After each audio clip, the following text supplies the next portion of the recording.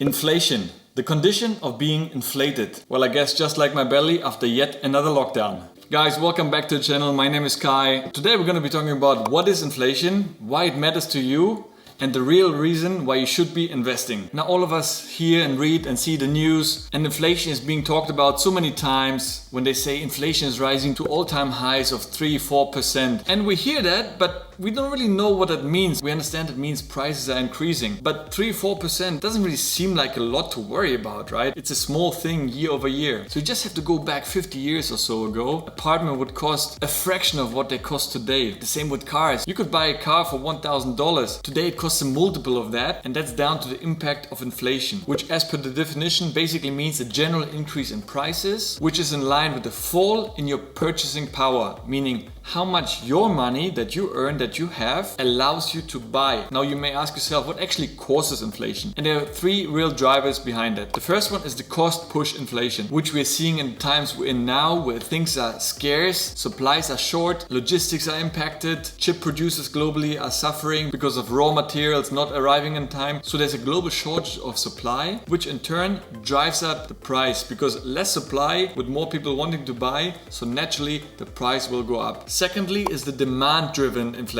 So that's when there's significant demand for limited supply. A good example here is real estate. If you imagine any city in a very desirable area, there's only so much space that can be sold as real estate. So naturally, because of the constraint, supply can't expand, so people are outbidding each other and further driving up the rates. And thirdly, governmentally induced inflation. Now, governments obviously want to have a certain inflation because it stimulates economy. So that grows the economy, the GDP, and the overall position of a country. And governments do this by printing more money. It is said that of all the money that has ever been printed, in the last 5 years, 42% of that money alone has been printed in that time. So it shows you that really governments are rushing to print more money, to bring more money into the circulation for people to spend. Now that in turn diminishes the value of each single euro, dollar, or whatever is your currency. So in essence, the amount of currency and money you own remains the same. 100 euros is 100 euros. But what you can buy with those 100 euros basically diminishes over time with the impact of inflation. Because again, it comes back to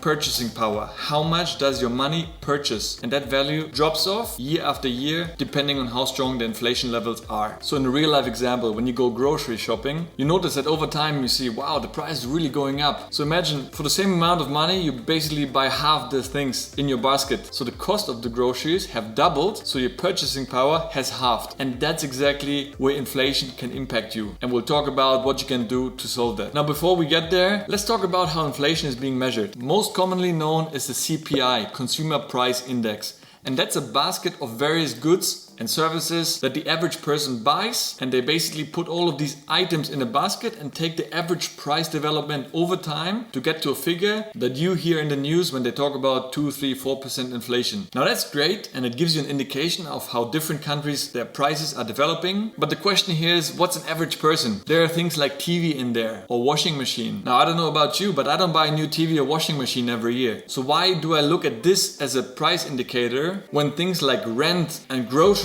are much more relevant to me? And that's why I think it's important to find out your own personal inflation. And there are actually calculators out there that calculate your personal inflation, and I put a link in the description below. So have a play around with it. Basically, you're gonna put the amounts you spend on various areas of your life expenses, and it uses that to kind of come up with your own inflation number. And you can kind of cross-check how that measures up with what you read in the news. In my case, it was higher because actually I spend obviously quite a bit on rent and other services and groceries, and those prices have risen faster than things like electronics or other items, which I don't really spend too much money on. Now, what's a good level of inflation? As I said, a country wants to have a small inflation to make sure that the economy is stimulated and people are spending rather than just saving their money. So there are 4 stages of inflation. There's the creeping inflation, walking inflation, galloping inflation, and hyperinflation. That's what you see most recently in Venezuela, where bread can cost $1 a day and the next day it's already costing $1 million. So you see that's like a hyperinflation where basically the value of money is just non-existent anymore. And that's really dangerous and can really collapse a whole economy. Currently, for most developed countries in Western Europe, US, etc., we're in something that's called called creeping or mild inflation, 2 to 3%, which is still considered healthy. But again, you need to look at your own personal inflation, and in many cases that can be significantly higher. Now, to see the impact of inflation, there is another website that I put in the description below, and you can basically see what is your starting amount. Let's say you have $10,000 laying around, so you pop in your $10,000 over here.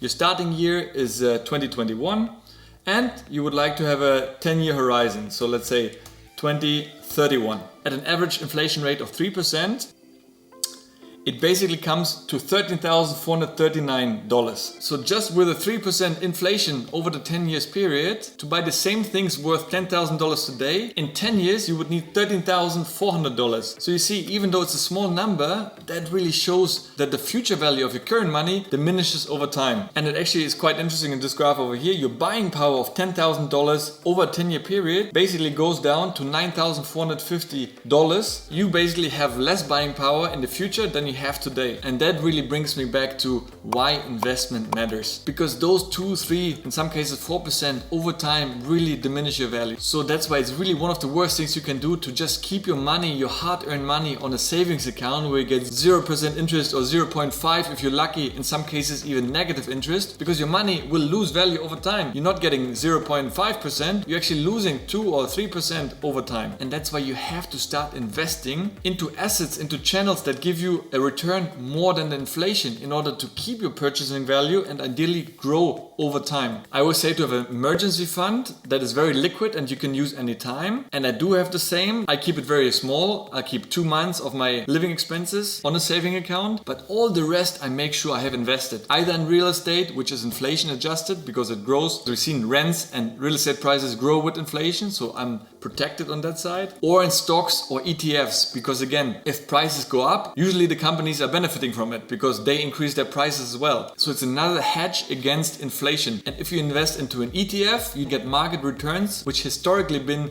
6 to 7 to 8%, depending on which market and which ETF you invest in. But that's still much better than the inflation you would get at 0% interest at the bank. At the same time, inflation is a good time if you plan to buy real estate. As I said, real estate is a good investment as a hedge against inflation. And at the same time, you can benefit from having to pay back less, because if you take a mortgage, here it works in your favor, because at the higher inflation levels, the debt basically becomes less in future value. You have to pay back less over time if the inflation rises. So that can be another good alternative to just parking your money in a savings account with 0 interest. And of course, make sure your earning and your income also grows at the same time. Look at the wage inflation, which is different to the CPI. Go on Google, put your country and put wage inflation, and you see how the wages on average in your industry are developing over time. And make sure you're not left behind. If you haven't received a salary increase for 3 years, but your wage inflation in the country is 10%, I think it's time to look into that. At the same time, if you're a freelancer or you have your own business, are you charging enough? Are you passing the inflation levels on to your clients? Revisit your prices, adjust upwards. That's important to stay relevant and profitable, and make sure you're earning enough to maintain and grow your purchasing power over time. So there you have it, guys. Really understand that inflation is a real thing. It is important to understand. Even though percentages look very small, it is very deceiving, and it really drops your purchasing power, the value of your money over time. So make sure that you take action and you work against it by investing your money into things that grow a return higher than the inflation levels you are facing. And with this, over time, your net effect will be positive and you will manage to grow your net worth, whereas other people are losing their money and they're thinking they can retire on $1,000, $2,000 a month, but in 20, 30 years, $2,000 will not be the same that it is today. So start understanding this, start investing early, and you will be good to go. With this, guys, as always, I appreciate the time. Thank you so much for watching. If you enjoyed the video, give it a like, subscribe to the channel. Stay awesome, stay blessed, and I'll see you in the next one. Take care.